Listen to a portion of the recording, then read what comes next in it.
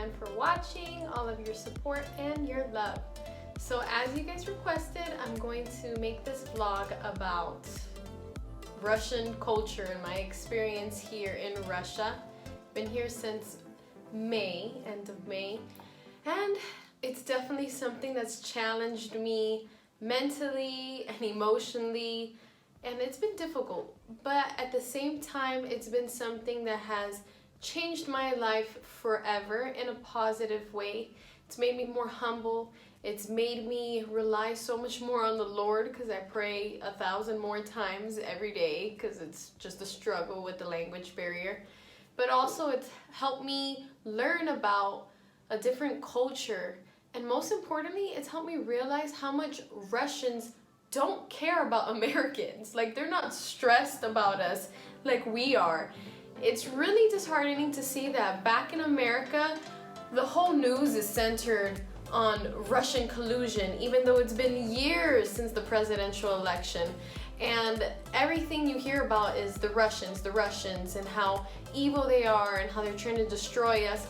And living here, like, the news doesn't talk about America like at all. They don't stress about us, and we're not even topic of their conversation. Like, they really don't care. And that's something that really bothers me, because the media back home loves to inflict fear on the citizens, love to have them depend on the government so much because there's so much evil around, when it's like, hello, reflect on your own government and you'll see that evil's everywhere. But that's one thing I really wanted to spread and make you guys aware of, that Russia is not what America makes it seem. You have to understand that Russia has been through so much since the Soviet times, and if they're a little more closed off or a little more rude, it's because they've experienced some traumatic experiences. And from what they know, just like we know, that we're constantly being told Russians are bad, Russians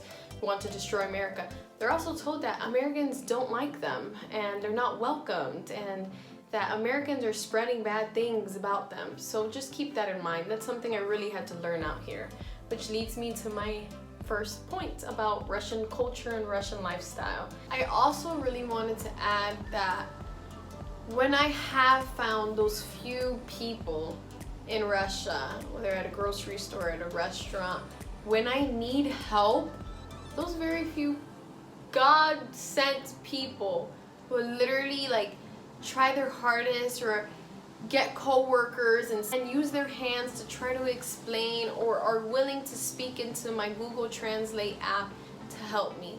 So I'm very, very, very appreciative of that, because that makes all the difference for me. My initial experience moving out here, it's very different. I am Hispanic. I come from a predominantly Hispanic community in Miami, Florida. It's full of Latinos everywhere. We are naturally, I wouldn't say so friendly, but our personality and our culture is friendly. We walk into a room, we say buenos dias or buenas tardes.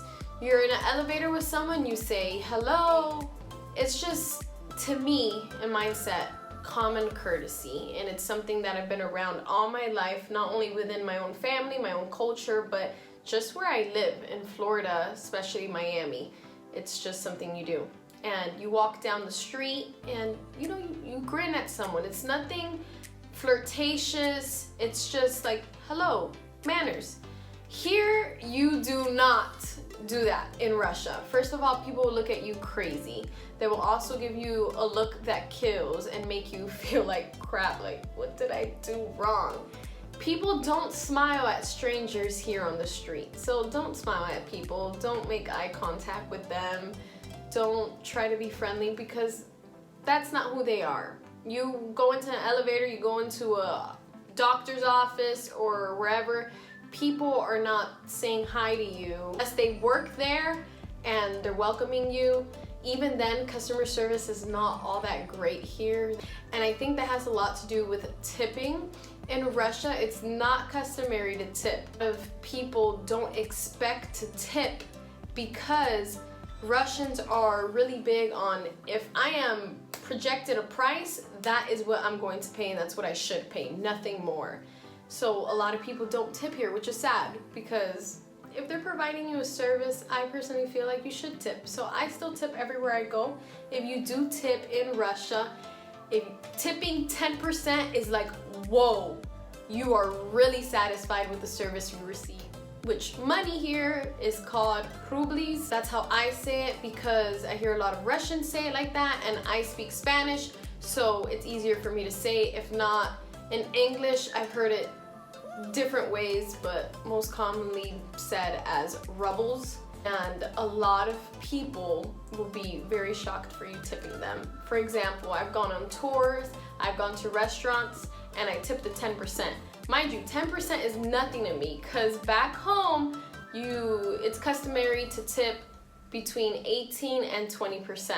So 10% is like nothing to me. I'm actually happy. I'm like, what? I can tip 10% all day, every day. So I've had, for example, my tour guide almost cried when I tipped her. In addition to that, taxes. Taxes here are insane. You go shopping and when you buy food, it's 10% tax. And when you buy things that are not food products like toilet paper, it's a 20% tax. So it's very expensive. Another funny thing that I have experienced here, especially in nicer grocery stores or restrooms, is that you have to pay. So for grocery stores, your carts, I felt like a complete idiot. I walked in, grabbed my cart, I yanked it, and I'm like struggling, and people were looking at me crazy. I even asked a worker, like trying to signal to help me, and he's like pointing, and I'm like, what? And you have to put money in the cart in order for you to be able to retrieve a cart to go grocery shopping. And for restrooms, especially at nice malls, you will have to pay 50 rubles. Another thing about the Russian culture, they take their shoes off every time they enter someone's home. That's something out of respect and you must do, and they will look at you like, you uncultured swine, why aren't you taking your shoes off? So always take your shoes off when you enter someone's home. Like I've said before, there's a shortage in men. So it's a constant like competition here in Russia between the women. I'm talking about, you go to the malls and these women are in tip-top shape. Not one hair out of place, face full of makeup, heels, dressed really nice. All of them are trying to impress because there's not a lot of men out here. And since the Soviet time, Russia has lost a lot of their men. So men don't really have to try to get a woman out here. It's a little difficult because you won't have men just casually come up to you or try to holler at you in the street. They don't do that. And men have a lot of options. So dating may be quite difficult here in Russia. Some apps that have saved my life out here in Russia are Wheelie. It's my preferred method of transportation, and Wheelie tends to have drivers that speak a little bit of English, so I really appreciate that. Yandex is the second app. It's like the Google of Russia. You can literally use it to search anything, whether it's restaurants, gyms, get a taxi, order food. Yandex is very, very, very helpful. So I know it's a common European cultural thought that you shouldn't consume anything that's cold. Here in Russia, everything is like room temperature. It's so difficult. Even at the airport, you'll find vending machines and they're like room temperature. So it's very frustrating. Grocery stores, they'll have their eggs, milk, and yogurt, like not refrigerated. There'll be some grocery stores, if you get lucky, there's a small section that is, but it's just so weird. Like, how do you not refrigerate your eggs, yogurts, and milk? It's kind of crazy out here. You know, love is love, but in Russia, they do not play that. So with gays, you can be gay just as long as you're not showing it out in public. So you can't be affectionate with your significant other. You can actually be jailed or fined really badly. So you just are not allowed to be gay in public here. Another thing about food in Russia, It's a little frustrating. Like sometimes I want strawberries and you'll find it at the grocery store today and you go back 3 days later for strawberries again and they won't have it. And they'll probably be out for a week, 2 weeks. So the sun sets around 8:30. Like it changes. When I first was here, it was like 10 p.m. the sun would set. Now, recently it's been 8:30, and then by 3 a.m. it's like bright. The sky is lit up. The sun is not necessarily out, but it's definitely bright outside. And one of the most asked questions, how are you surviving in Russia with the cuisine, the food? Okay, it's not awful, but it's definitely opened up my taste buds to new things. They're very big on soups. One of their most famously known soups is called borscht.